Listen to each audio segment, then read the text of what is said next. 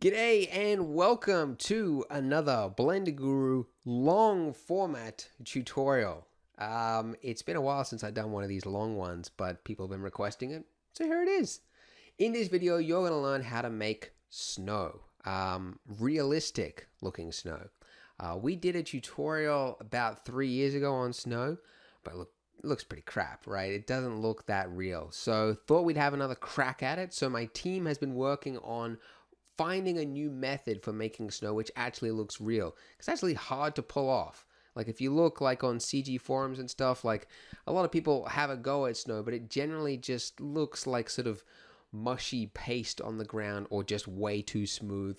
So anyways, Gilherm Henrik has been working with me and he made this fantastic image that you can see in front of you. And yeah, we've got it down to a method that you yourself can create easily at home. So we'll be sharing that in this video. But essentially, this tutorial is it's designed to be used across a whole variety of different scenes. So it's supposed to look like the standard snow on the ground. So whether you're making a street scene, forest, is there snow in forest? Field, any sort of snow, anything that's built up on the ground, you can use this method for all of that. So it's a lot of fun. Once you figure it out, it's like, oh yeah, now I get it. This is how this is how snow looks. So we're talking all about that. I'll give you a quick overview of all the main points in the tutorial right now. So we start with a plane in Blender, and then we paint out some, the basic shape of the tire tracks, just so we know. Then we open that up in Photoshop, and this is where we're going to do most of the detailed painting. So we start by replacing it with some detailed tire tracks, then the tire track crevice, which gives it that depth. Then this raised surface area, then some snow scuffs, let me zoom in there, over the top of it, and then finally some footprints at the end. So this is a grayscale black and white image, which then we're going to put into Blender to use as a displacement mask. And so Blender then uses this as the height map for the ground, and that is where you get all your detail in there. Then we're going to be using Pro Lighting Skies, the add-on, to create this outdoor lighting effect. If you don't have the add-on, you can just use a standard sun lamp. And then we're going to be getting into the, whoops, what is it doing? Then we're going to be getting into the material. It looks fairly complex here, but I assure you it is very simple. I mean, this part here is just like a duplicate of the one underneath it anyway. So yeah, just setting up some really basic things, trying to get that, the little glittery effect across the surface and an, subsurface scattering and different things like that. And then finally at the end of it, we'll be adding in some trees along the background there to finish it off. So without further ado, let's go ahead and open up a new scene in Blender. First thing we're going to do is, shock horror, delete the default cube and the default lamp, and we're going to replace it with a plane. And this is going to be our snow. So scale it up to fit roughly the grid floor, however big you want your scene to be. And and at this point, by the way, make sure you apply the scale by hitting Control A, scale. Otherwise, that will cause very weird problems when you do the displacement and other things. So make sure you apply that scale. And now we need to give it some geometry. And the reason for that is that displacements, they need geometry to work, and we've only got 4 vertices to play with, so that would not be good. So I'm going to go and subdivide it a total of 65 times. That sounds very specific, and it is. Well, it doesn't really matter all that much. I just found that, roughly 4,000 faces, which you can see in the top there, this is, it gives you enough sort of geometry to play with. You can add a Subsurface Modifier, which we will as well, but, just set to 65, all right? Gosh. So now I'm going to start positioning the, setting up the scene from the position of the camera. So I'm going to go to the front, hit Control Alt number pad 0, and just position your camera wherever it is that you want it.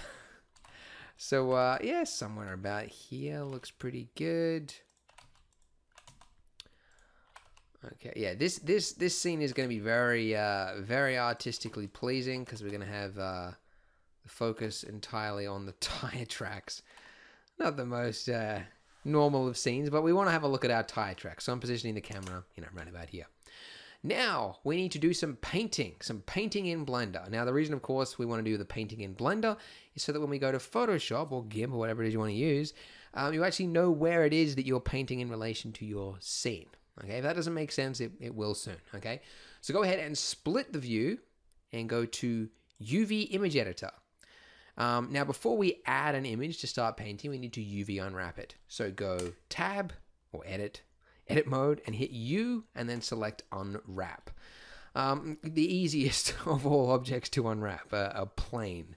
At this point, it's always a good idea just to check, by the way, just click this little button down there, that little tiny one, and just to check that it's rotated the correct way. And in this way, you can see that it is, because sometimes what you'll do is you UV unwrap it and you think like, oh yeah, it's perfect. It's exactly the way I want it.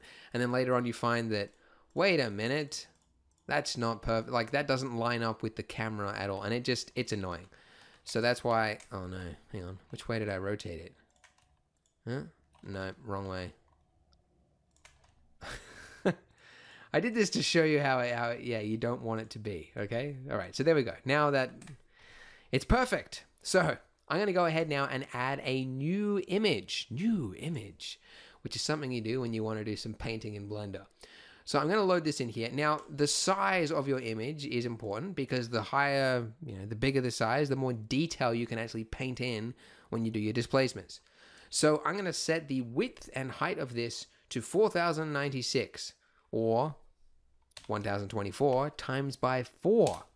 You didn't know that, did you? You could actually do math in the number fields. Yeah, I don't know if that's new to you. I only just discovered it again like a year ago. I'm like, oh yeah, you can do that thing. You don't have to get the calculator out. All right. Snow painting map is what we'll call it. Leave the color as black and hit OK. And there we go. So now if you want to paint onto this, you would go into paint mode and you could just start painting. But that's no good because you can't actually see it on your model, which is the whole point of doing this. So you can actually see where it's actually going to be, when you do the painting, right? So what you want to do is over here, if you go to Texture Paint, you would see a big purple plane here. And now this could confuse you if you're used to an older version of Blender, because normally it bases whatever here is depending on what's in the UV Image Editor. Which, but now that we're using the brand, well, not brand new, it's a few years. We're using Cycles now. It's basing it on the active material node image texture. All right. So just split the view again here. I'm going to go to the node editor, add a new material, and then all you need to do here is add an image texture, and then click Snow Painting Map, the one that we just created. And that's it. You don't even have to connect it to anything. You just have to have it physically selected, which doesn't really make a lot of sense to me. Whatever. We've selected it. Now, when we paint over here, look at that. You can see it's over there. And if you paint over here, hey. No. Okay, so what we want to do is we want to paint, from the point of view of the camera. You just want to go like, where do you actually want the tire tracks? So I would go like, all right, round about there and around about there. But, and this is a problem, right? Is when you look at this, you go like, well, that's, well, for one, I mean, the perspective's all wrong. But let's just focus on the scale. Like, how big are tire tracks in relation to the scene? Because it's good to have something of scale to base it off. Because otherwise you're going to start, painting in things. And then it's like, how wide should the tire tracks be? It's just everything is by eye. And just in Blender, it's good to work with scale as best you can. So I find it's very helpful to add something of scale, like a human being. All right. Now, obviously, we're not going to model a human being. I'm going to show you very quickly how to quickly add a human in Blender. If we just go to File, User Preferences, and then just type in Rigify, enable that add-on there. And then if you go to the Object mode, go to Armature, Human. There we go. Now that is the scale of a human. So already I can see that I've actually made something wrong. Like the camera's too low. Like I actually want it to kind of be at human height, or roughly human height. So I don't know, like there. Yeah. Okay. So, and we know that this is human height, by the way. if you go to the hit N to bring up this, you can see that he is 1.93 meters tall. And you can check that, that's true. If you go to metric, you can actually change the units in Blender, go to metric, 1.93 meters tall. So the average size of a Dutchman, I guess. I don't know, I'm 1.85, I think. So it's a little tall. I really think that was probably based off the average Dutchman, which makes sense. It's the Blender Foundation. That's where they're based. So, but anyway, so 1.93, yeah. Anyways, that's basically the whole point is I'm trying to say is this is the size of a man, okay? So this is helpful because now when you go to paint, when you go to paint, it's like now I actually know how big the tire track should be. Like I think actually, if I look, like this isn't big enough. Like this brush size, like how big is, like your foot fits in a tire track, like if it's on the road. So I think if he's wearing shoes, like it's at least that big. Maybe even a little bigger. And so this is why we're doing this exercise here, is to check the scale of things and the placement. So I'm going to put one tire track here and one tire track here, and I'm not going to paint from this view because, as you saw before, it like extrapolates it like it's a camera projection. So now that that's there, I'm just going to quickly draw out where I actually want my tire track to be. Now you could make an interesting sort of whoop, or I don't know. How should it be? I reckon that's all right. Yeah, that's pretty good. So just a basic shape of it like that, all right? And that's it. And I don't know, if you really wanted to, I suppose you could check like how big should a footprint be and go like that big, right? That's the size that a footprint should be. All right. Okay. So now what we're going to do is save this image. Very important because otherwise, well, you can't open it in Photoshop. But yeah. All right. I'm not going to restart this tutorial. I've already done this twice because I keep messing it up and I say something stupid. Then I get self-conscious and then I start all over. So we're just going to save this. Snow painting map. Save as image. All right, so go ahead now, and you can see I'm watching some YouTube videos to procrastinate. And we're going to load it up in our image editing software of choice. Now, in my case, I obviously prefer Photoshop. If you want to use GIMP, that's fine. We don't have to start a war over it, But I will say one thing. Some people say, like, Andrew, you should be using GIMP because GIMP can do everything that Photoshop can. Which might be true, but that's not enough of the argument, okay? I'm going to just spend a little moment here because people say that a lot. Like, it can do everything that X software can do, right? But you can also go from New York to London via dinghy. I know that's not a fair comparison, but that's not the end-all goal, like just to find software that is as good as another one, like that can do the same thing. It's more than that. It's what can get you there the fastest with the least amount of pain and the most amount of flexibility. And I personally find that Photoshop fits that for me. For me, all right? I just find the brushes, it gives you a lot more control over the brush types, masking and layers. And just overall, the interface I find is a lot better. It's not perfect. There's a whole bunch of problems, which I'm sure I'll run into in this tutorial. But overall, I like Photoshop, all right? Now, before I start, I will say I am using a tablet. A stylus, okay? You don't need a stylus to follow this, but it will absolutely certainly help because you will be able to use pen pressure sensitivity. So you can like fade in and out depending on how hard you're pressing. So that's definitely going to help, but you can use a mouse if that's all you have as well. Whew. All right, let's get painting. Whew. We're only 10 minutes in. All right, in this part, okay? So the first thing we're going to do is I'm going to create a new layer directly underneath this map here. And I'm going to actually, let's just hide that one. And I'm going to set this color to be gray, like a 50% blend of white and black. And that value there seems about the right one. So, sorry about that. My phone just fell off the screen. 50%. And load that into the background by hitting Control Backspace. And there it is, loaded in there.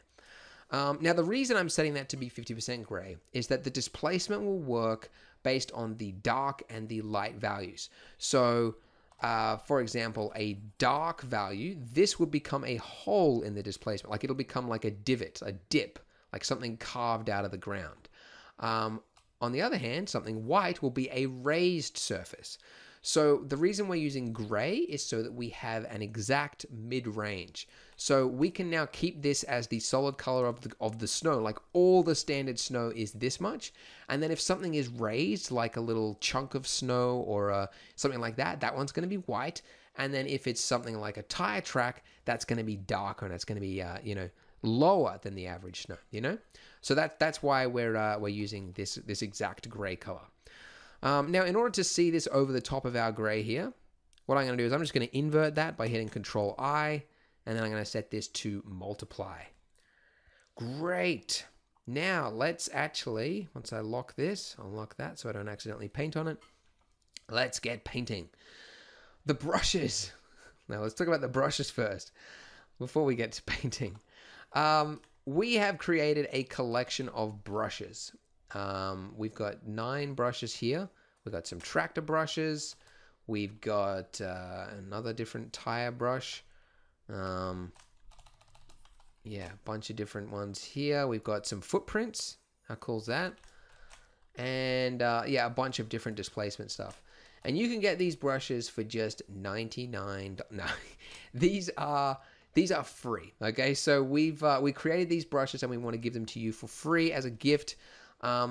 We found that we had to look at some brushes online that you could, download from various places, and nothing really worked as well as, our own brushes. We decided to make our own because it just, yeah, it gives you a lot more. We have an exact look that we're trying to go for. We're painting snow, for Pete's sake, displacement snow. So we've crafted these brushes, and these will allow us to create snow that actually looks like snow. So you can download these by clicking the link underneath this video. I think it only works with Photoshop. I think you can probably load it into GIMP as well. If not, maybe one of you out there can convert it to GIMP for all the GIMP followers. But anyways, go ahead and download it, and let's get painting. So I'm going to use this brush right here, which is this sort of standard car tire track looking thing. There we go. And I'm going to set the color to be black. I'll turn the flow all the way up to 100. Oh, come on now. 100%. See, Photoshop's not perfect. Okay. And what I want to do is I want to do one fluid stroke of this tire. Like that. Okay. Now, the reason this has to be fluid is that if you start wobbling around like that, then obviously that does not look like a tire at all. That looks like a hand-drawn spaghetti line or whatever. So you want it to be... So this is where having a tablet, I guess, helps. Or maybe a mouse would probably be better for this. I don't know. Now, if you want a shortcut for the... Actually, that looks pretty good. I was going to suggest you could use the pen tool. Go like this. Whatever, and then you right click and then you go set as stroke path, go, and then it just draws the tire track for you. But I managed to do that with one stroke there, so that worked out fine. Oh dear. Okay, I didn't actually get. You have to make sure that you are you've got your tire track as the same width as this line here, because that was the whole point of doing that scaling thing. So let's do that again. Come on. One more. Do it with your shoulder. Oh, there we go. Look at that. That's a straight-ish looking line, which is pretty good. All right, cool. So now you don't want to paint another one by hand like right next to it because it never matches. What you want to do instead is duplicate it and then just position it wherever you want. Okay, so I'm just positioning it exactly so it lines up with the tire track there, and that's it. So now I can actually turn off that blocking that we did. Now we know we've got a correct scale of the scene. Now we can actually start getting into it.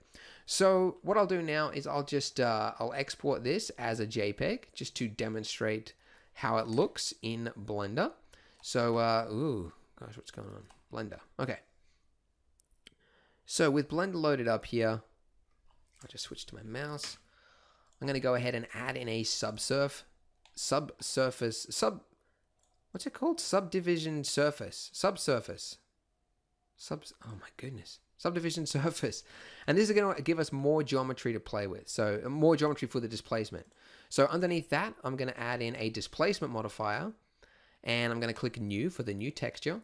Go to the texture plane over here, click on displace texture, and then down here, I'm going to load in that image that I've just saved, that JPEG there. And there we go. Now, if it looks like this, that means that it's using the wrong coordinates. So for the displacement down here, go texture coordinates, go from local to UV. And there we go. Look at that. Directly over where we painted it before, we've now got it cutting into the mesh. Now, this is, as you can see, it's like pretty low poly. The more you set this subsurface to, the more it's going to, you know, start looking sharper and sharper. But you can see down here, it looks like some sort of, you know, Vietnamese death trap or something. It's, yeah, it's very, very sharp. Now, the reason for that, and it's the reason I really demonstrated it, is that that is caused by sharpness in our texture here. So although this doesn't look that sharp, it really, like for a displacement map really needs to be very, very smooth. So let's just merge those two layers there, the two tire tracks. So they are one. And now let's just try that again, but I'm going to set it to Gaussian blur 3. 2.6. Yeah, kind of blurry like that. And I'm going to go export as JPEG. Save it again, and then if I just hit that reload button there, that little icon there, it's now going to reload. And look at that. So you could see the difference that made. So blurring your map is incredibly important. If you don't do it, you will always, always have sharpness in your map, okay? All right, so that's the first bit. We've got the tire tracks on now. Now what we're going to do is we're going to paint the a couple of things. We're going to cut. So a tire would never cut directly through the snow like that. Like part of the snow would cave in, right? So that's the look that we want to go for. In fact, if I just load up, if I load up, you know, some reference images that I've got here, this is the sort of look that we want to go for. You can see that edge there, like part of it is like crumbled in, like that. So we've got to have that crumbled sort of edge to it. Okay. So that's what I'm going to do right now in Photoshop on a new layer directly underneath that one there. So I'm going to go to the brush and I'm going to use this brush right here. So this is like I don't know, it's very, very close to like a standard soft brush, but it's just got a little bit of detail on it. Okay. So with this brush here selected, so I'm putting this underneath the tire track on a new layer. And I'm just going to start painting. I'm going to set the flow to this to be about 30%. And this is just going to allow me a little bit more of a...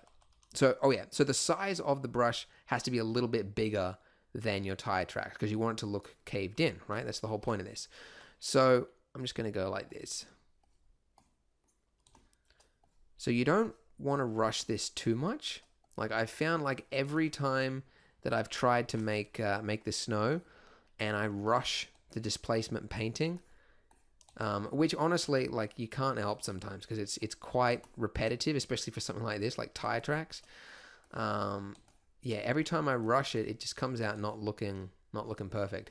But at the start, it's probably good to rush it so you can sort of learn, you know, what works, what doesn't work. But yeah, just so you know, if you find later on that your scene is looking pretty crap, it's probably because you need a little bit more tender loving care on your displacements there. So here we go. We're almost... Oh gosh. It just goes on and on. So I'll just do one of these and then I'll cut to the... I'll do the other one off screen so you don't have to watch me basically doing the entire tutorial twice. Okay. That seems pretty good to me. Okay, so now... I'm going to turn the opacity on that down. And for the actual, let's turn that one off. Just set the tire track here. I'm going to set that opacity down as well. Like I find like you don't want the tire tracks to be like that. That's way too deep. Okay. So yeah, set it to around about 30%. And then for the, this tire thing here as well, like the caving in, we might go with, I don't know, let's try 40 maybe. Okay, that sounds pretty good. Let's go ahead and export that. Yes, replace it and hit recycle, whatever. And look at that. There we go. So you can see now that tie track looks a lot better than this one over here. So that's just one little extra area of detail. I'll make this subsurface, I'll set this to 4. I set it to 5, sorry. So you can see just a little bit more detail in it. Now we do need to do something for this because you can see like there's a little bit, yeah, it's not too bad actually. There's a little bit of jagged edges on this, which you could fix by blurring that map. But I'm realizing it's actually not that bad. And if you set this to smooth, smoothing your object. Is there a hotkey for that, by the way? Shading smooth. I feel like it's something that's so necessary. Yeah. Anyways. Yeah, it probably needs to be smooth just a little bit. So I would go... Where's my mouse? Oof. Yeah, I'd just take this and I'd blur it. I probably... no, not box blur. Blur. Gosh. I'm just trying to think, like, how much more stuff have we got to get through? And I'm just fiddling with blur. I would just do that, okay? But I'll cancel that. And I'm just going to paint this other one. But again, I'm going to pause it so you don't have to see me do it. And there we go. So now we've got both of them done. We've got some tire tracks. We've got this divot underneath it. In fact, we might as well name these tire tracks divot. Is that how you spell divot?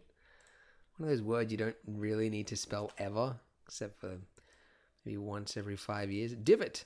Now what we're going to do is add on, we're going to paint on something white. Snow white.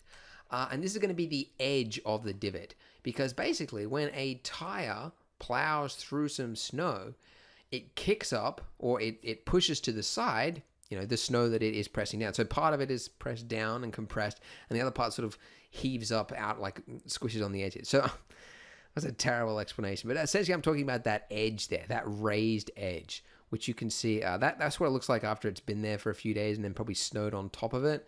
But like this, okay? So this raised edge there. So what we're going to do is we're going to paint a really smooth raised edge, which is going to give it sort of like the volume. And then I'm going to use another brush to create that choppy, messed up snow, which sort of just gets scattered everywhere. Whatever. Yeah, I'm looking at Star Wars. Like basically that frothy, I call it the scuff. The snow scuff. Okay, so we'll do that on a separate layer after this one. Let's just do one thing at a time, Andrew. Okay. So, I'm using, what brush am I going to use? Yep, this same brush here. It's a nice big one. Setting it to white. I'm going to leave the flow at 30, which should be good. And I'm just going to paint roughly like that. In fact, that is way too bright. Like, can we turn it down a little bit? Maybe the opacity. Isn't it weird that there's an opacity and a flow, and they both do essentially the same thing, except for like there's like a few functions, like one of these modes or whatever, which treats them differently. I don't know, but they just ultimately sort of do the same thing, right? I don't know. Someone's going to tell me off in the comments. So yeah, it helps actually if you hide the tire tracks. I'll set the divot to be 100 just so that you can see it better. So essentially where where the caving starts to happen, you've got this sharpened edge there. Okay, so just and what this will actually do as well, and I learned this during my little painting challenge, one of the few things that I've learned that's sort of been applicable to Blender. But that's relativity is relativity for color and anything is so important. That like for example, like if you're drawing a nose and you're doing like shading on a nose, or I don't know why I picked nose, just shading anything, right? And you got to have that highlight. Like actually, like a lot of artists, they don't actually do a highlight. What they do is like they pick an area that's not shaded for the highlight, and then they just draw like it darker around whatever area they want to do a highlight. And that automatically makes that area look so much brighter than the rest of the scene, just by being in contrast next to something so much darker.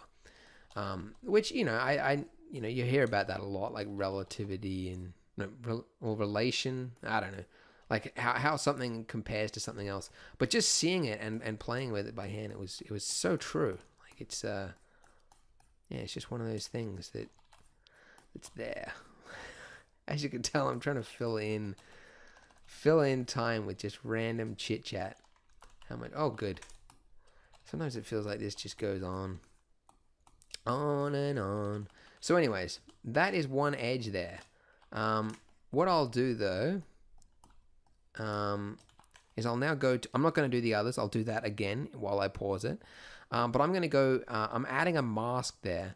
And the reason I'm adding this mask is I'm going to flip it to this brush here, which is honestly a really, really cool brush. And it allows, like, I'll just show you what the brush looks like. Looks like this. Okay. It's a really, really cool brush. It's like it's the perfect snow brush. And I'm just going to use this mask here, and I'm just going to paint. Just overlay it just a little bit. And it's just going to chop away at that volume. Like, not too much, but you'll find, and you'll probably need to do this for the tire track and the divots as well. Like, any amount of variation is going to help you out. Okay, this is so subtle. I can barely see it. There we go.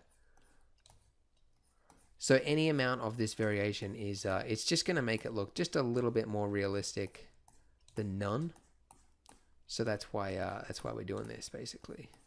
So remember, after we've done this, we're actually going to do a separate layer where we're going to be painting on the actual crumbly bits, the scuff marks.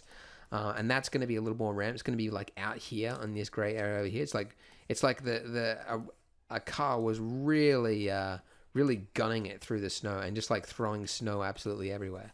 So we'll do that in the next step. But that is pretty good. So I'll go and save this. I'm going to pause the recording now, and I'm going to do the others. Okay, so now I've done them both, and hopefully you have as well. Essentially, just continuing on and just drawing over the top of it and yada yada yada. Okay, so what I'm going to do is I'm going to put this here, this white raised volume layer. I'm going to put that way at the bottom there, just to make sure that this dark value actually gets priority over it a little bit, right? And I've got to set this back to 30% for this divot. There we go. Okay. Okay, great. So that's looking good. I'm going to go ahead and I'm going to save this, export it as a JPEG. Yes. Thank you, Windows.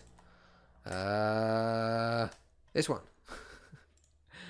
And let's go ahead and reload into our scene here. This displacement. Hopefully it looks okay.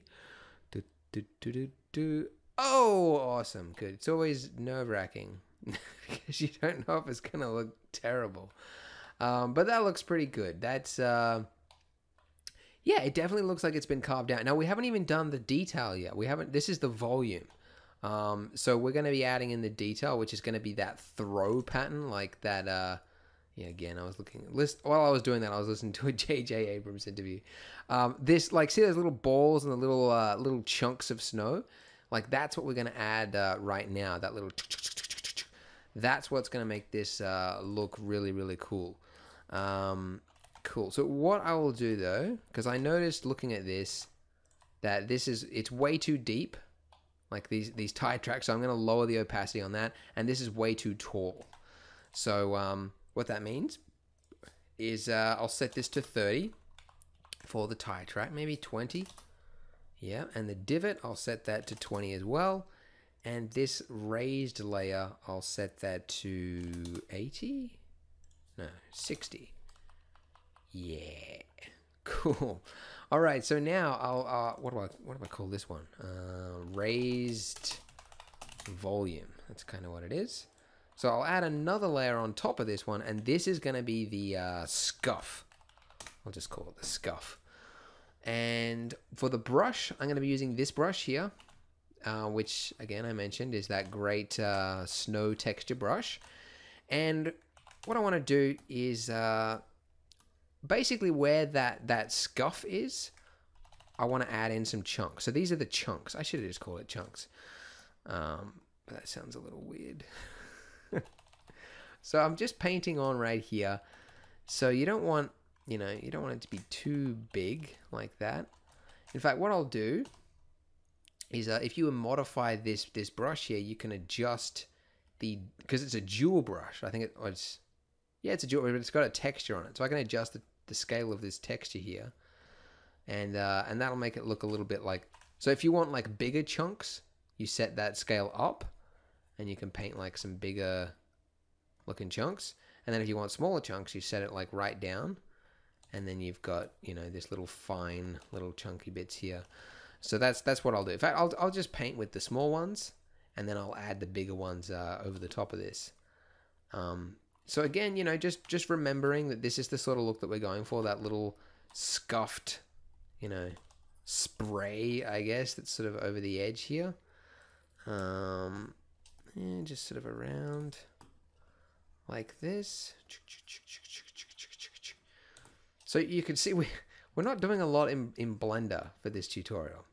But, like I've said, it's really to get the good snow, that's done in the image editor. That's done in Photoshop or GIMP.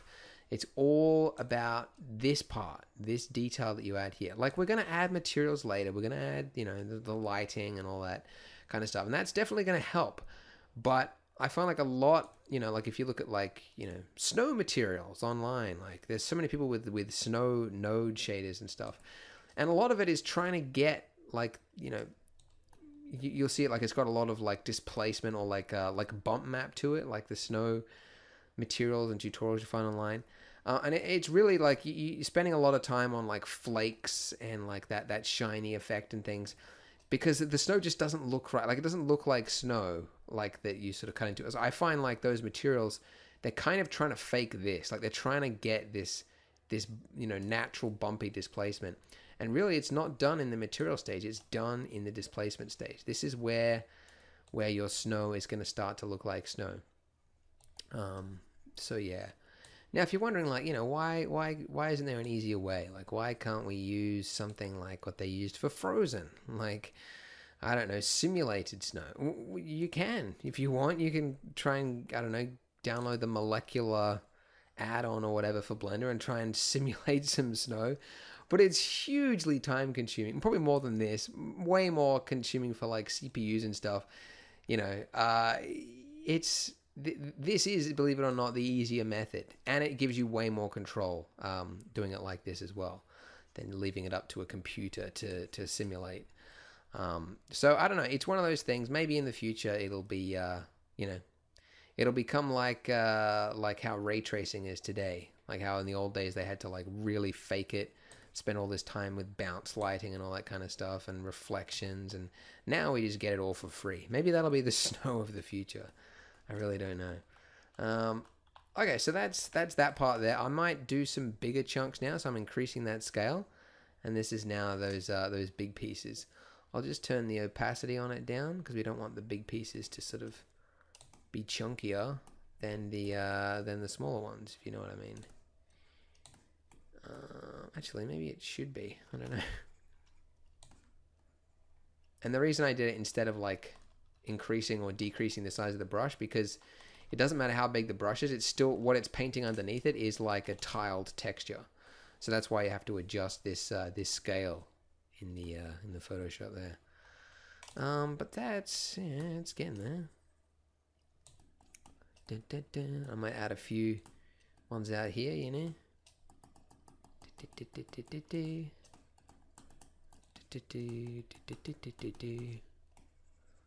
Alright, oh, that's a big chunk. That'll be alright.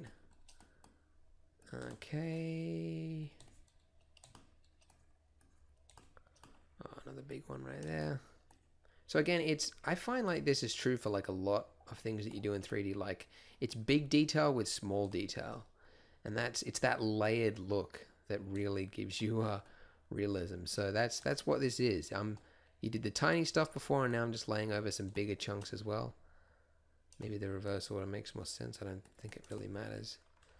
But anyways, that that now is, it's starting to look good. So what I'll do, just to test this out, we have to blur it by a fair bit, because this is, yeah, this is that brush, which is, it's quite detailed. It's a detailed brush. So I'm just gonna, yeah, that looks pretty good. So I will export this as a JPEG. It's probably going to be too high of a matte because it's quite white, but let's just load this in. We should also see once I hit this, the tire tracks will become lower and this raised part will become lower as well. We should see some of that detail thrown over the top. There we go. Yeah, like I said, it's yeah, it's a little sharp. So I'll try turning that down to 40. And let's try exporting that. And let's see how that looks now. Because I'm not sure if that sharpness is because it's not blurred enough or because the whiteness is just way too white. Maybe it is. I don't know. That from the view here, yeah, that looks pretty crazy. So maybe set it to 20%. So I remember when I was first giving this a try, using the instructions from the guy who made this whole method, the guy who made the final image and everything, Gilham. Yeah, like I struggled. That's looking pretty good now. It's still probably a little bit too raised. Maybe I'd go like 15 or 10%. That's pretty good. But yeah, when I started, I struggled because I didn't know why. You know, like every value, like this whole painting method just felt so random and chaotic, and I couldn't figure it out. But really, it's a matter of like trying small things, testing it out, trying small things. You won't really know until you try it. Like you won't know how it's going to look. So just, you know, try an opacity of like 20, try 10, try whatever, and just see how it looks. So that there looks pretty good. So what I'm going to do now is I'm going to do just like I did before. I'm going to start painting in the rest of this stuff here, and then I'm going to unpause it. So I'll do all this while it's paused. You know what I mean. See you in a minute. And finished. There you go. So yeah, that actually took a little while. I don't want to say 20 minutes, but it was. I think it was about 20 minutes of just painting, just trying to get, you know, comparing it to a photo like this, having a look at the sort of scuff marks that appear, these little, you know, the little roly-poly, you know, little balls and things like that, and just painting it on there like that. So so there you go. So I'll set the blur again for that, even though you probably just, really, that only just happened in your world, but it feels like I've almost forgotten it. And then I'll set that to 20% for the opacity, and I'm also, I think that's pretty good. So now if we have a look at this in Blender, I've already loaded it in here so you can see it. That is how it is looking so far. Pretty good, pretty good. So yeah, looking really, really great so far. So yeah, make sure you save it. It's always important. So what we're going to do now is some footprints, because I know a lot of you out there are probably working on scenes where you need some footprints. So luckily we have a brush here, which is a foot. Dun, dun, dun. And now this is actually pretty easy to do, because it's automatically been set up like this brush size so that it is the exact sort of foot width apart that it should be, or at least close, you know. So we just need to basically set this to black and then just paint with it. So I'll turn the opacity up on that, and oh, make sure it's on its own separate layer, of course. Call this footprints, and like that. And I just want to make sure, looking at the original here, that this is about the same size. Yes, it is. Good, same width anyway. So that's what matters. Cool, so where do you want the footprints to go? It is entirely up to you. I'm going to have mine go down the middle here, and then go off that side, maybe around here a little bit, and then across, something like that. So that's obviously the right foot, so you got to have the left one as well, unless it's a one-legged fella, but two is generally more realistic. So just paint them right next to it. And that, by the way, that I zoom past it, it's the flip Y and flip, yeah, just flip, and then we're just painting like that. And, you know, you can try and tell a story with your footprints if you want, but, you know, it's pretty well, it's pretty basic. There we go. Okay, cool. So with this, we obviously have to blur it. So I'm going to go filter, blur, Gaussian blur, and it really depends on how sort of, because I mean, it's a footprint, so it should be sort of more filled in anyway. Maybe like 3, maybe 4. Yeah, that's getting somewhere. Okay, let's try that.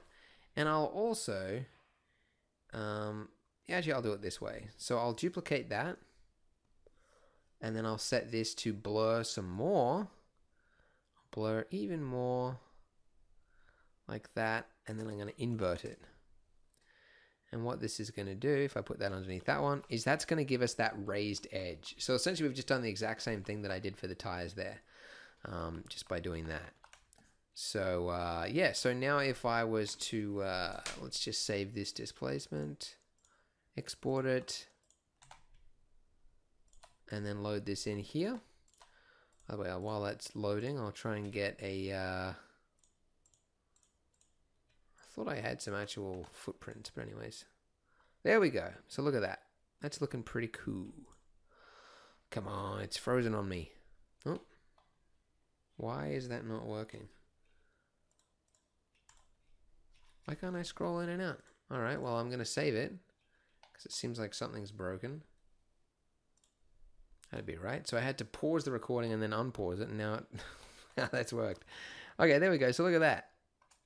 That's a very deep footprint, but I guess it has to be, because I mean it's a foot going through the same deep snow that the tire tracks are. It's probably still a little too deep though, so let's try just dial it back a touch. Dial back that opacity, and then the edge as well, because the edge is not that, it doesn't have to be pushed out that far. In fact, it's way too over the top, so I might get that to be 40%. So just a really subtle amount. So let's try this now. Quick export as JPEG, and let's see how this one here looks. There we go. Very, very little change actually, but you know, it's enough. It's pretty good. So what you could do is you could you know, go here and you could you know, make a group for your footprints, and then make a mask for your group. Another little tip I've learned, and then you know, just paint away at them. Like paint away which areas are going to be showing through or not, like that. You know, if you could be bothered. But honestly, I find it kind of looks pretty spot on like this. Like there's no reason that there should be like half a footprint or whatever. So I think that's pretty fine. One thing I will do now with the tire track here is I'm going to load up a mask here for this tire track, and I'm going to put some yeah, I'm going to start carving away, because if you look at a real photo, looking at ones like this, like you can barely see the actual tire because the crumbly bit's like falling on top of it. Like it's all over it. So we're just adding this to sort of cut away at it a little bit and not make it as perfect as it looks. So just go through it like that. Just find little bits and just paint over it. Doesn't have to be a lot, but any amount will definitely help, because really uniformity is the it's the enemy of realism when it comes to CG, because nothing in the real world is as perfect and straight as this tire track here is.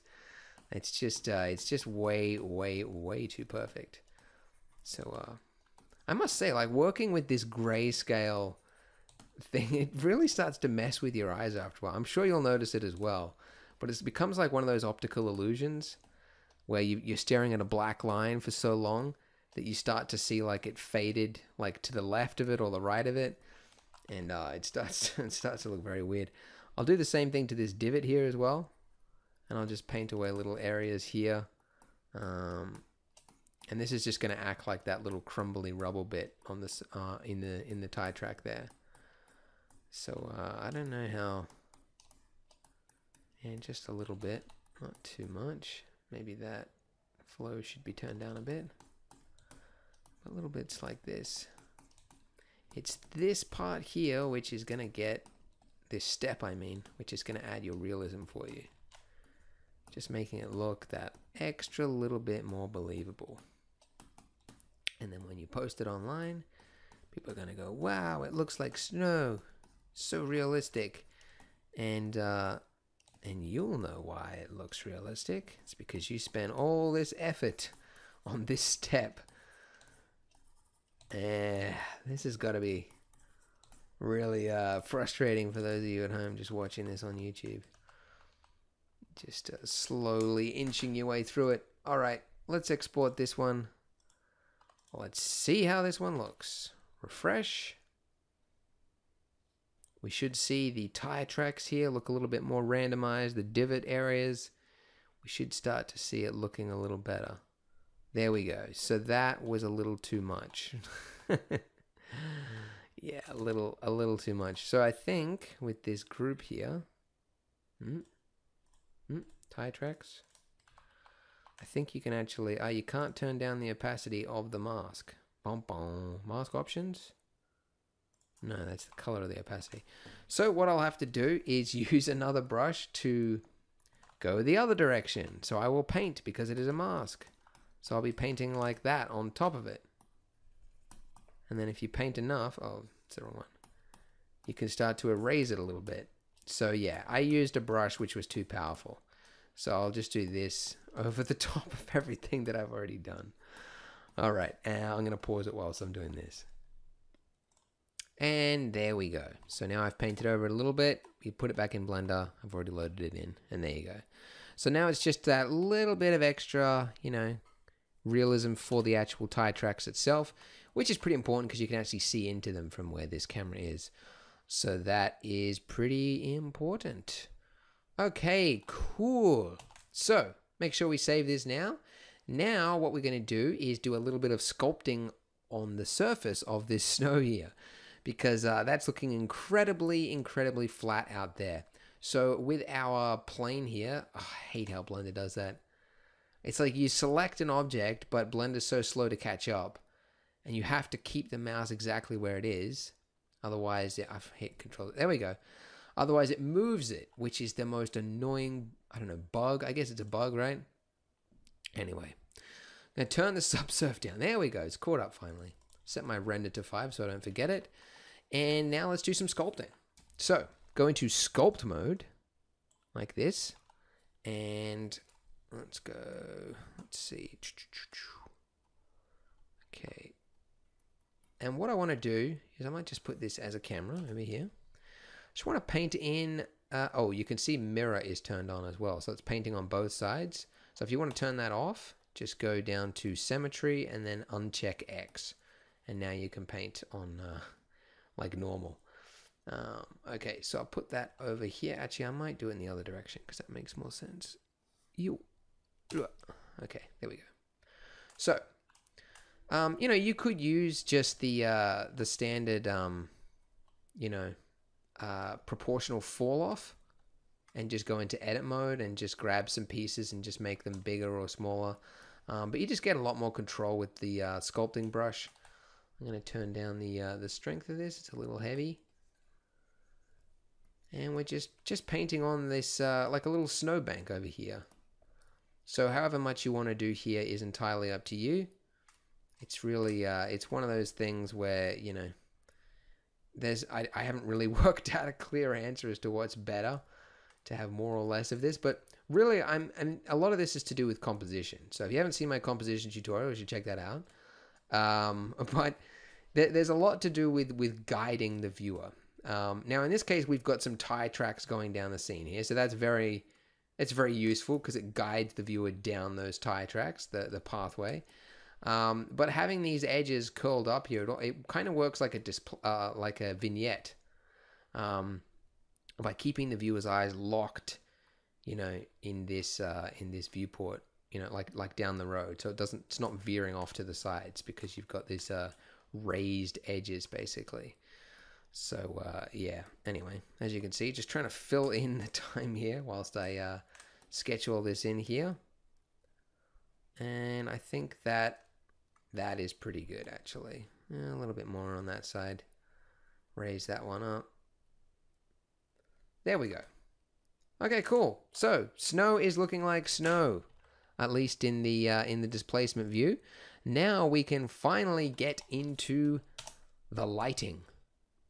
Now, when it comes to lighting an outdoor scene like this one, you can do the traditional method of lighting, adding a sun lamp, I don't know, rotating it like that, and then, I don't know, maybe add in a sky color to sort of act as that, and you can certainly do that. But the trouble with this is that, the colors aren't correct. You can adjust these a little bit like that, but it's fakery, faking the real world. And not only that, but the snow here, which we're going to be adding a material soon to give it reflectiveness, it's not reflecting the sky. Like, it's this uniform blanket blue color as opposed to there being clouds and yada, yada, yada. So instead, what I'm going to be using is, you might have already guessed it, an add-on that we developed at Blender Guru called Pro Lighting Skies. And there it is. So Pro Lighting Skies was it was made for this purpose, allowing you to get realistic outdoor lighting at the click of a button. So it's all photos from the real world, like these 360-degree panoramas, which cast, as you can see, very realistic lighting, accurate to the real world. Like, that spotlight there is like casting the light onto this scene here, and this blue from over here is casting blue in that direction, and the reflections, everything will look good. So essentially, it was developed because I hit this problem all the time. Like, you're making a scene, you want it to look realistic, but adding HDRs and everything was just way too time consuming. So anyways, so if you are interested in Pro Lighting Skies and you don't have it already, you can download it by going to the URL listed at the bottom here, or you can click the link underneath the video, which will take you to the purchase page.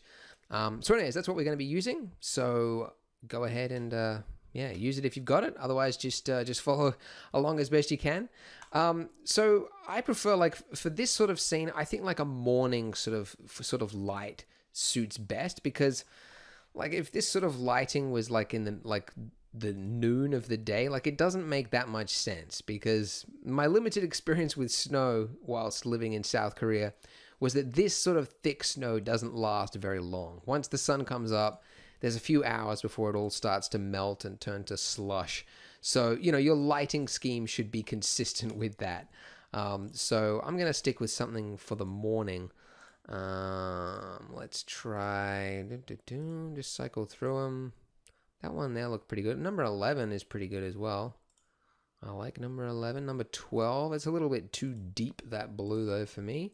So I might go with this one. This one actually looks pretty cool. Yeah.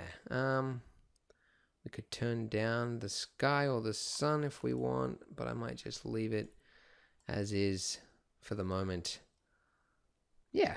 Okay, that looks pretty good. So what I'll do is I'll just give this a quick render with what we have at the moment. 5 subsurf for this, and let's just see how this looks. Okay, so that looks pretty good. It's you could see the displacement works fairly well, and the snow looks very detailed, which is very, very good, because contrast to how it looks, snow is actually very detailed, as we already discussed. What needs addressing now is that material, because gosh darn it, it looks horrible. It looks like plaster. And by the way, if you're worried about this background, we're going to fix that at the end there with some trees as well. But for now, the pressing issue is this snow material. So let's take a look at some photos. You can see I'm procrastinating again. Well, look at some Game Grumps. Okay, so this is a photo of snow. Now, so what we want to try and do is recreate a number of the things you can see here. So you've got this tiny little fine, like grains of sand, it looks like really, really tiny little bumps across the surface. You have the little flecks of reflection being cast into the camera there, so a little sparkly light. You've also got, like, very subtle to see, but it's like this like larger scale bumps across it, like just sort of like ripples across it. Very, very small there. A little bit of subsurface as well, probably, like the light actually casting through it. Like you can probably see it just on the top of that ridge there, like light sort of just, yeah, passing through that. So, yeah, so those are the sort of things that we want to try to create with our material setup. Now, it will be quite advanced. I do have to give you a bit of a heads up. There is quite a lot involved in making it work, but yeah, it should, I'll try and explain it the best way that I can. You can delete that image that we've placed there, by the way, because we don't actually need that anymore. So the first thing we'll try to create is that fine grain bump across the surface. So to do that, I'm going to go ahead and I'm going to add in a noise texture. So a noise texture is great whenever you need sort of uniform bump that just looks like noise. Go figure. So I'm going to go and plug this into the diffuse by taking the factor output and putting that into the normal input. Now, the reason that's doing that is because we haven't sort of converted this black and white into something that this shader here can use. So to do that, I'm going to add in a bump node and drop it in between it. And then make sure you, I don't know why it defaulted to that. It should be this height. So drop that in right there. And now you can see you've got this swirling pattern across the surface. But you'll see like the swirls are sort of like going along the surface of where we've done that sculpting. And that means that the coordinates are a little bit screwed up. So what it should really be, it should be using the generated coordinates. Or not, yeah, hang on, let me just load this in. Texture coordinate node. How did it know I wanted that? That'd be cool if Blender started predicting things like that.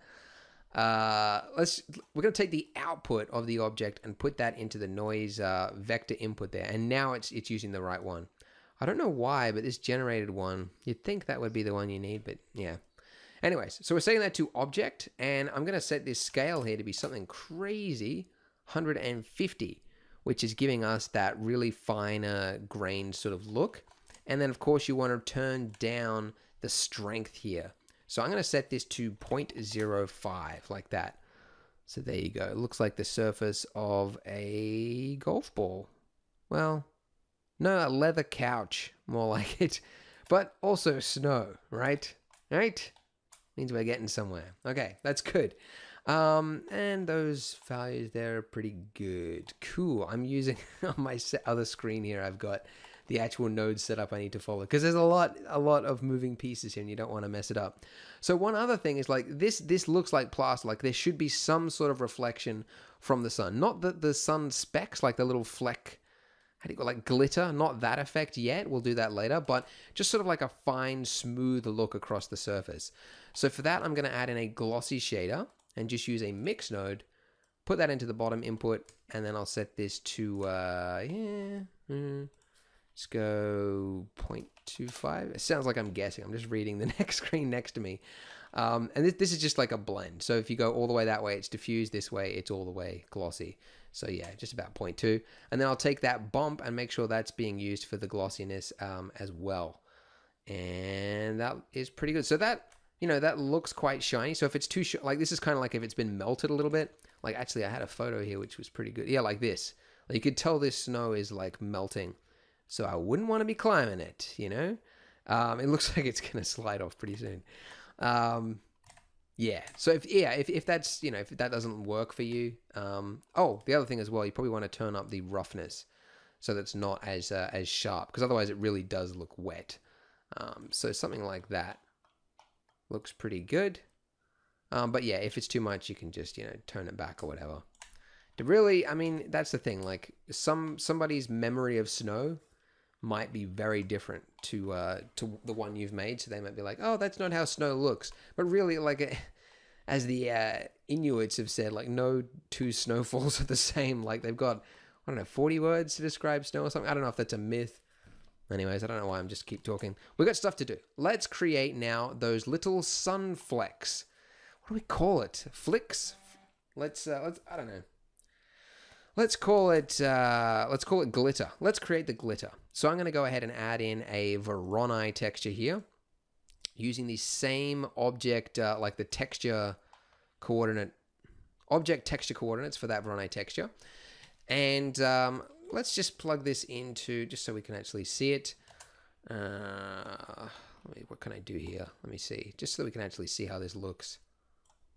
Let's plug that into that. Okay, so that is the effect that we've got right now across that surface. All right, that's not how we're going to use it. This is just so that I can demonstrate sort of how it looks. Now, if we choose cells, then that's how this looks right here. So this is giving us some sharper, like, I don't know, like desert cracks. Now, if we turn this way, way, way down, or sorry, way up, that makes the scale of them smaller and smaller. And if you go really, really low, it starts to look like flecks. Glitter, let's just call it, yeah, I'm going to call it glitter from now on. So we want to basically have this effect a glossy shader. So I'm going to add in a separate glossy shade, not this one here. We'll leave it. This is going to act as like the fine shine across the whole surface. And this is going to be a separate one on top of that. Okay, so we're going to add in over here, after the mix shader, I'm going to add in an add shader. Let's just drag this in over here. And so that we can cut, like define which parts are glossy and which parts aren't, I'm going to add in a mix shader. And then take the output of this factor input and then put that in there. So now if we look in close enough, we should be able to see like a glittery type of effect across the surface. Let's try 100 there. There we go. There we go. We're getting somewhere.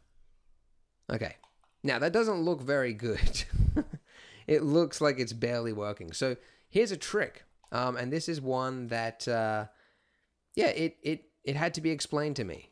So when the artist that I hired, Gilherm, shout out to Gilherm Henrik, made this scene, he created this weird setup. And it's basically taking the color output of this Voronoi texture and then feeding it through a normal map, which was odd to me because normally you don't ever do that. Why would you put... Normal map is used for images of a specific normal map type of texture. This is a image texture, but apparently... This raw Voronoi texture, like if you have a look at it just through the this diffuse, like you see that colorful noise there across the surface, that is very similar to a normal map texture. So what you can actually do is you can cheat. You can use that, feed it through a normal map texture, then put this through the into the glossy shader there, and look at that. It starts to behave like the glitter, like it's at different surfaces. Because if you look at real snow, like where was it? I guess this one. Like it reflects at weird angles because it is like tiny little grains of sand. Some of them are rotated at different angles, so you're going to get reflections depending on like that aren't all lining up with the sun, if that makes sense. Like if you look along the surface of a car reflection, like on the bonnet or whatever, you see it if the sun is directly behind it. But that's not how the snow works. Like you're getting, glittery reflections everywhere. So that's what this is doing. Like it's giving us that glittery reflection in places that aren't directly in line with the sun. Because like if you remove that, you could see there's no glittery reflection there. It's only going to line up with wherever that glossy shader is, right? So by feeding it through there, then you actually get it. So that is cool. That's a cool little thing. And directly underneath it, what I'm going to add in to put into the slot underneath it is a translucent shader. And this, you won't see too much of a difference, but I'll show you anyway. This is the before, and this is the after. Just very subtly, like some of those sun flecks start to sort of pop out a little bit as well. Very, very, very subtle. So you'd be forgiven if you just completely ignored it, but it just adds a little bit more of a boost to those that glittery effect. Okay, cool. Now this size of this I think is actually too big, so I'm going to drop this down to 300, make it a little bit finer. And then I'm going to make it a lot finer still. And I'm actually going to duplicate this whole node setup, the whole thing, just so I can do one little change here. And that is to make this a lot smaller. And then I'm going to duplicate this mix shader, drag this into the bottom one there.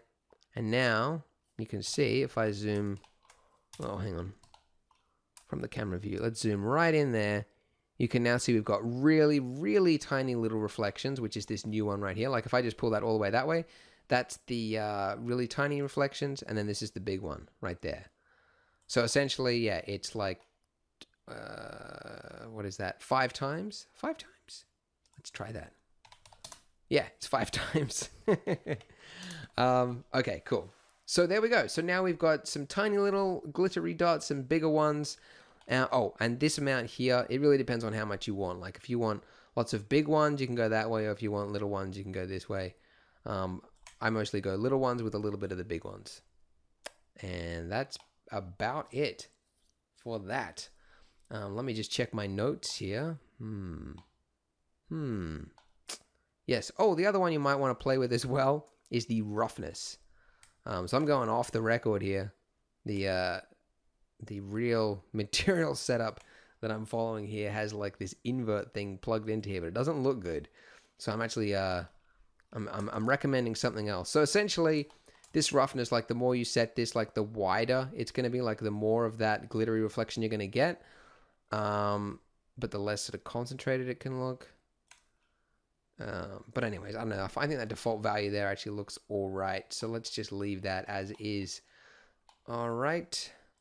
Oh, one other thing you might want to change as well is the strength of it. So let me just drop this down actually. Just so we're only looking at one, so we can play with the value and see how it looks. So we're looking at the big one here.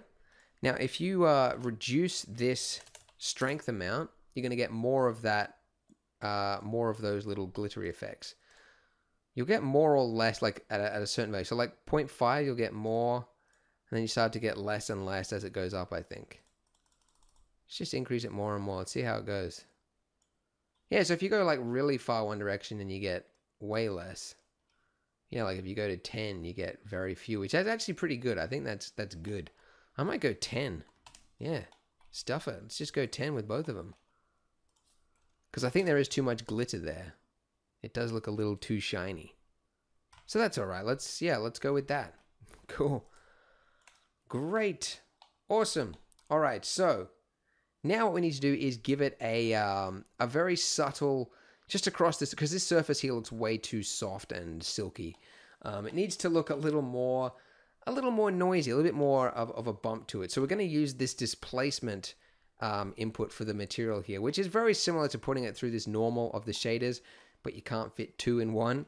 So so what I'm going to do is I'm going to add in a noise texture right here, and I'm going to feed it through a multiply mix. So basically a mix shader, math node set to multiply, and then this basically controls its bump amount. So if I drag that into there, let's just turn this up. Okay, there we go. So it's got that swirly effect again. So we need to make sure that we're using the correct object output for that map. There we go. So that's way too strong, obviously. So let's dial that back to something like that. Not bad. And I'm going to increase the scale, or drop the scale to about 4, but increase the detail to the maximum. So that's giving us that fine sort of amount across it, which is pretty cool.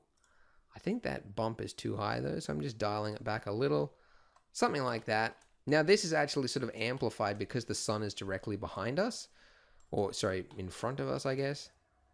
So if we, I don't know, if I had this at like coming from another direction, you wouldn't see as much of that bump. You kind of do. But you know what I mean. It's just sort of playing around with it now. Yeah, but that snow is really starting to look like snow. So that's a good thing. One thing I might do though is I might just increase this glossy amount here just to get more of a finer shine across the surface. So I'm just dropping the roughness to it just to make it look a little bit more melted. Like, the sun is shining directly on it. Like there's got to be a lot of melted sort of look to it. So I think that should help make it look a little bit more realistic. But yeah. Let's try that. Cool. All right, so I'm going to go ahead now and give this a render with our new material. Let's see how that looks. All right, there we go. That is actually looking pretty cool. That is not bad. Yeah, pretty good. One thing that it is definitely missing though is subsurface scattering. So here's a before and after from another scene that I was working on with a different lighting setup. This looks pretty cool. So this is before subsurf and this is after. So if I just go in between the two, you can see the difference there. It's subtle, but it gives it a softer, more realistic look. Because essentially what subsurface is doing, for those who don't know, is real light passes through a surface. So when it passes through, you know, your ear or something like that, you can see, you know, red blood cells and things like that. So, you know, the sun is passing through the snow. So it's, yeah, it's essentially passing some of that light through. So you can see, like, if we zoom in there, oh, you can't go back and forth.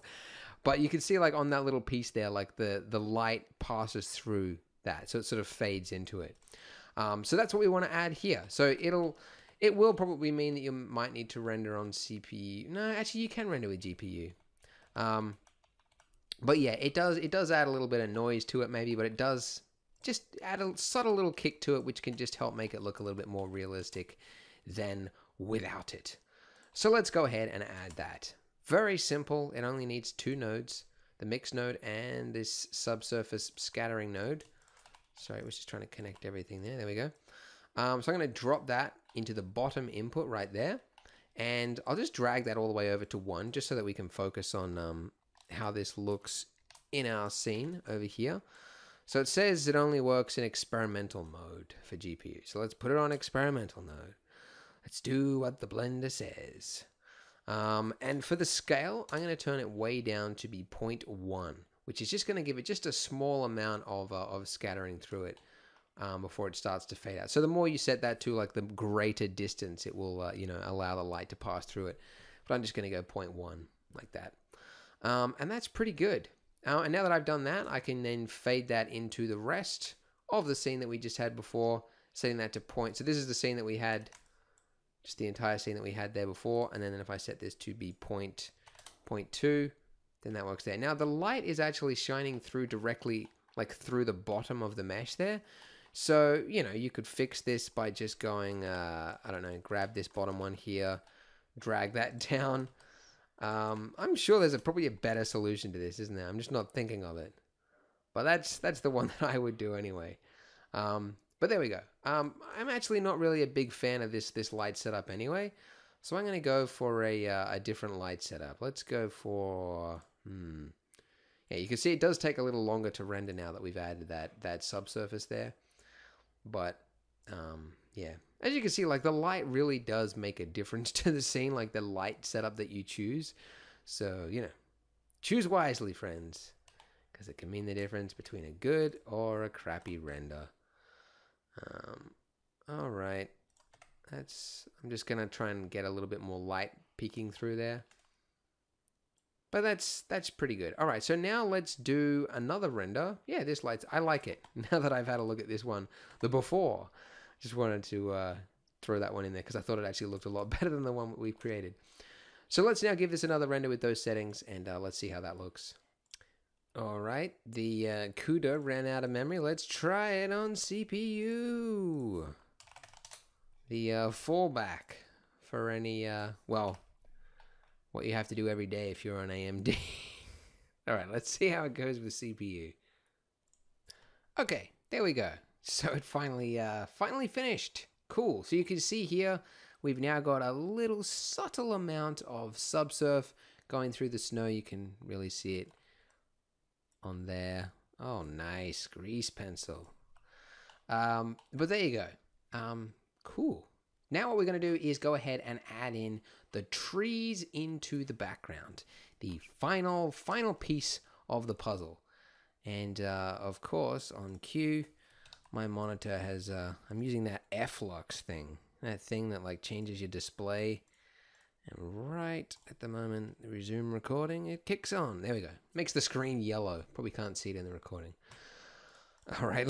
So to add the trees in the background, we're actually going to be using another product from Blender Guru, shock horror, called the Backdrop Pack. So what this is well, first of all, I'll just show you. So to use the Backdrop Pack, we just use the Import Images as Planes add-on, just to add-on, great add-on that works for any images, but it works great for this stuff in particular. I'm going to go Import Images as Planes. Oh, look, here we are. So what this is a collection of alpha masked trees, and in particular tree lines. Because essentially you need it for basically any scene you're working on. It helps to have something on the horizon. If you've got like a bare horizon, it just looks fake. And I went online and I tried to find, you know, tree lines, and there basically aren't any. So we had to hire some photographers around the world to.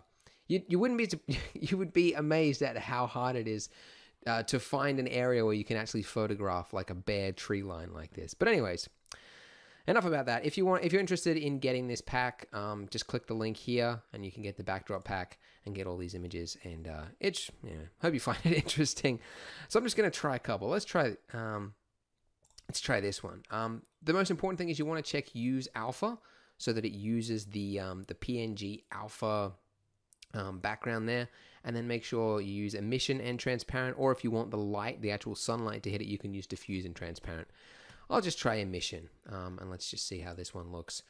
So the reason you use that import as images as planes is that it gets the right image dimension, so there's no like stretching or anything like that.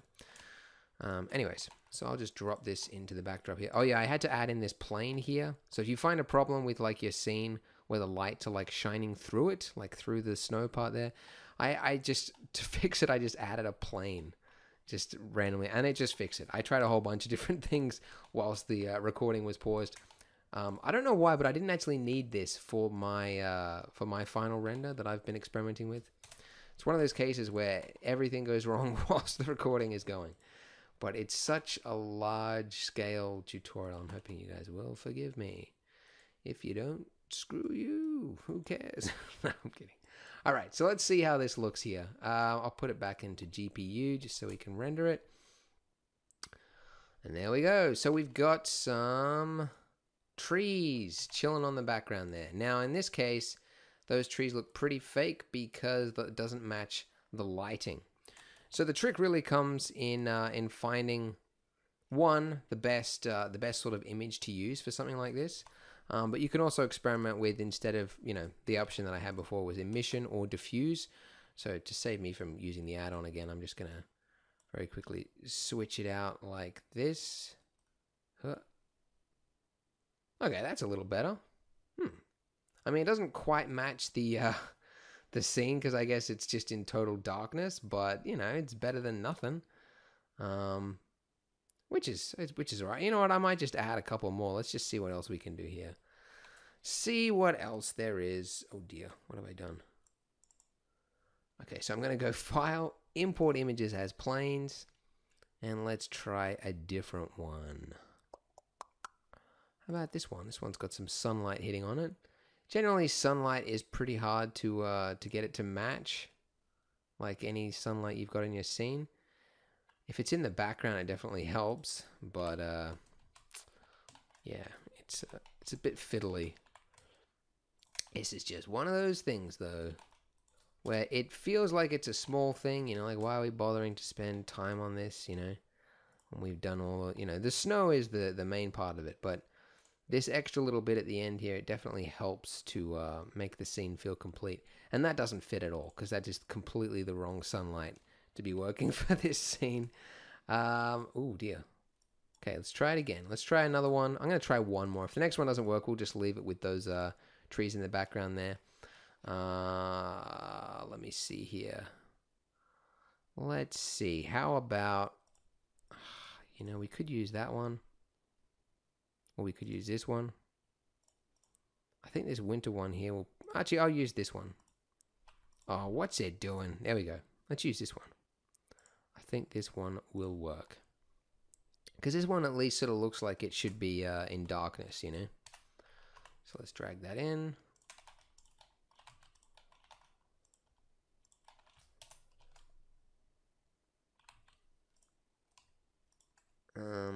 Yeah.